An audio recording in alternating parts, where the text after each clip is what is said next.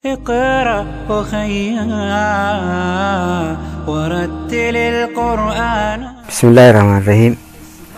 الحمد لله رب العالمين، أصلي وأسلم على مبعوث رحمة للعالمين نبينا محمد وعلى آله وصحبه أجمعين. أما بعد، السلام عليكم ورحمة الله وبركاته. وبلينك يا غن إسلاما ورين درسي قرآن أكم قرانا جتو هردفتن شفت خيسانو أكم نجيجرتني إسنين جتا درسي تينيا تن دبرتي تن صدفا خيستي قبي أفرفا را إلهانكا سقلفاتي جيشون جيم ح خا دال في زال أكاتا ومما ساني sagalee isaan kannanii fi ramaddii isaan keessatti argaman sagalee qalloomoo sagalee furdoo kan jedhu laallee dabarsinee jira.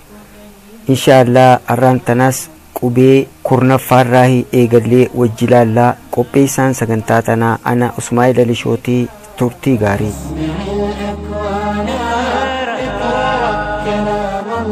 Qubeen kurnaffaa qubee raa hoggaa taatu akkaataan uumama qubee tanaa hidiin teenya xiqqoo adda banamtee ilkeenis adda bahuudhaan arraba keenya fiinxaa gama duraa erguu afaan keessaa tan gama gubbaa gara fuulduraatti ol maxxansuudhaan afaan keenya karaa keessaatiin ilaanqaa kokkee gadiitti akka adda banametti arraba bikka jirurraa gabbuqqaasuudhaan sagalee raa jettu tana uumna.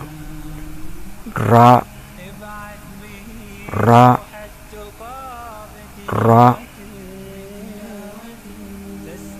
Qubeen raa ramaddiin isii kan dubbachiiftuu qubee arabaa irratti rarra'u hogguu ta'u yeroo lama garee qubee sagalee qalloo kannan jalatti ramadamuudhaan yeroo takka ammoo qubee sagalee furdoo kannan jalatti ramadamti. Qubeen 11ffaa qubee zaay hogguu taatu sagaleen isiin nuuf kennitu zaa jedhamti. Akkaataan uumama qubee tanaa hidiin teenyaa xiqqoo adda banamtee ilkeen teenyaas xiqqoo adda baatee ilkee gadii karaa keessaa gama jalaatti fiinxa arraba keenyaa gam maxxansinee arrabni keenya akka qottoonfateetti osoo ergoo afaan keessaa tan gama gubbaatiin waliin xuusisneetti itti ol dhiyeessinee afaan gama keessaa ilaanqaa kokkee gadiitti akka banamee jirutti afaan keenya adda banuudhaan sagalee zaa jettu tana uumna.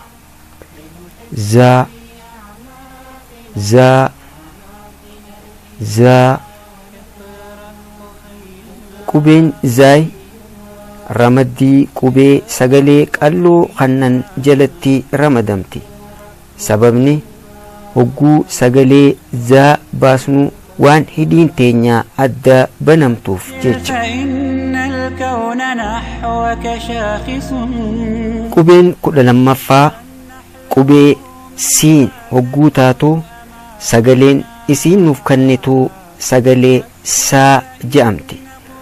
Akkaataan uumama qubee tanaa hidiin teenyaa xiqqoo adda banamtee ilkeen teenyaas xiqqoo adda baatee ilkee gadii karaa keessaa gama jalaatti fiinxa arraba keenyaa gam maxxansinee arrabni keenya akka qottoonfateetti osoo ergoo afaan keessaa tan gama gubbaatiin waliin xuusisneetti itti ol dhiyeessinee afaan gama keessaa ilaanqaa kokkee gadiitti akka banamee jirutti hafuura afaan keenya keessaa alatti gadhiibuudhaan afaan adda bannee sagalee saa jettu tana uumna.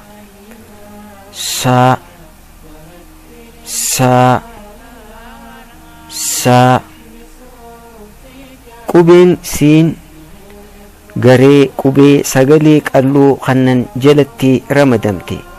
Sababni waan hogguu sagalee saa jettu baasnu hidhiin teenya adda banamtuuf. Qubeen 13ffaa qubee shiin hogguu taatu sagaleen qubeen tunnuuf kennitu shaa je'amti. Akkaataan uumama isii hidhiin teenya xiqqoo adda baatee ilkeen teenyaas xiqqoo adda banamuudhaan arraba keenya gara duraa ergoo afaan keessaa tan gubbaatti ol dhiyeessuudhaan osoo walitti hin maxxansine afaan hara keessaatiin ilaa hanqa kokkee gadiitti adda banuudhaan hafuura bakka arrabaa fi ergoon afaan keessaa walitti dhiyaatanirratti hafuura gadhiibuudhaan afaan keenya adda banuudhaan sagalee shaa jettu tana uumna.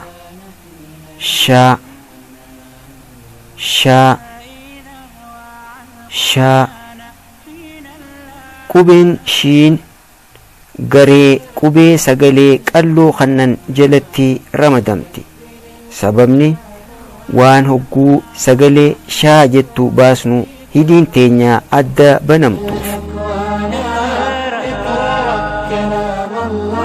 Egaa obboleeyyan kiyya kan islaamaa warreen darsii qur'aanaa akkamitti qaraana jettuu hordoftan darsiin arraa asitti xumurti.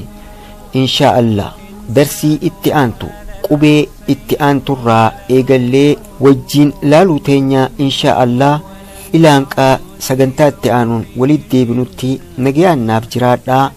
Wassalaamu alaikum wa rahmatullaahi wa barakaatuh.